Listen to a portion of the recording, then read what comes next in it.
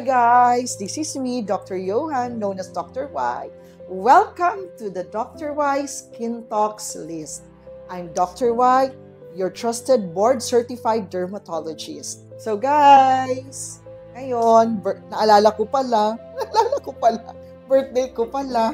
So kanina, marami nang dumalaw sa akin. So maraming salamat sa pag-alala sa aking birthday. So syempre, hindi ko muna i-reveal guys yung age ko. Pero as you know, we all still are young at heart. Oo. So today, i-share ko yung mga something personal sa buhay ko. Yung mga, syempre, hindi ko masyado nilalabas. Wow! Kasi nilalabas, saan nga lang ba nilalabas? So my personal thoughts, yung ganon.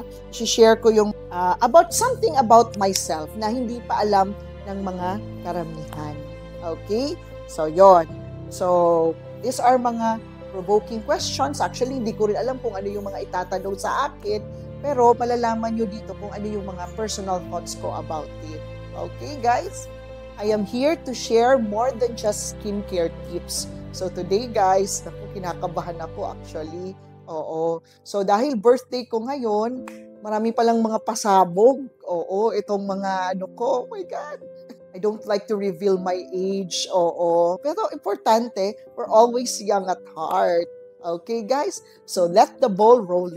Are you content and in love? Yes, very contented with life. Although maraming challenges along the way, still, we get to be contented, especially when you have your family behind you. In love? Always in love naman ako kay Boss Rex. How old is too old? I used to see mga 40s. Right now, the new 40s is the new young. We are more vibrant, energetic pa rin, and still going on with life. Wala namang old is old. Age is just a number. What is your favorite part of Youth Plus Skin and Laser Center or Youth Plus Medical Center? Yung haven ng bawat medical practitioner is their consultation room. That is where we get to see and diagnose and treat our patients. Very important nowadays is actually yung patient confidentiality. Apart from your parents, who has been your greatest influence? My grandparents, kahit wala na sila, very important pa rin yung values they have imbibed in me throughout the years sa family. And sa medical field naman, my mentors, they have guided me in my professional growth. Lastly, yung husband ko, very supportive talaga siya. Can you describe a perfect kiss? The perfect kiss is someone that you are in love with, someone who want to be with. What was the first record album you ever bought? Nagpabili ako kay papa ko kasi nung time namin guys, yung cassette tape. Nakalimutan ko yung pangalan nung group. Ang kanta na This Is Our Song. What compliment do people usually give you the most? Sa medical school, ang parati nilang sinasabi sa akin, jolly, bubbly. So yun yung nakikita nila sa akin. So do you know how to swim? May kwento dyan guys. Kailangan ko matuto lumangoy guys nang dahil sa pag-ibig. So nag-swimming lessons ako guys. So ngayon kahit paano marunong na lumangoy pero natatakot pa rin.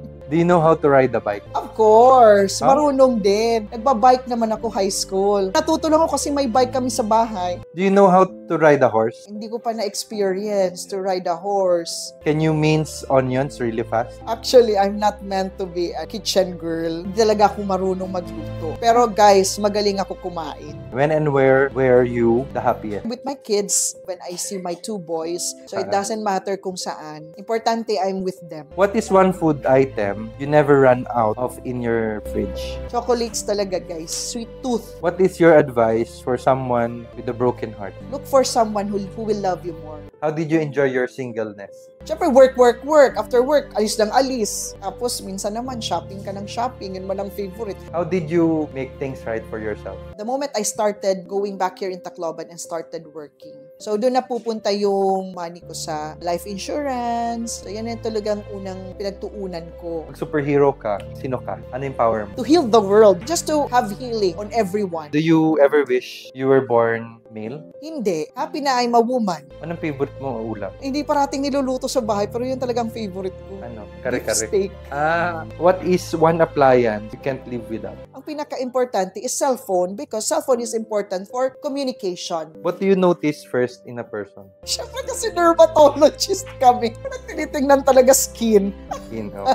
Can you kill a flying ipis by yourself? Lord, takot ako sa ipis. Wala, nagpapatulong pa rin ako guys magpapatay ng ipis. What are you most afraid of? Of course, we're afraid to fail. I know failing is part of learning. When you're alone, you're afraid that the things that you've worked hard for, that is that you'll fail. What is more important, your kids or your husband? Atay tayo dyan.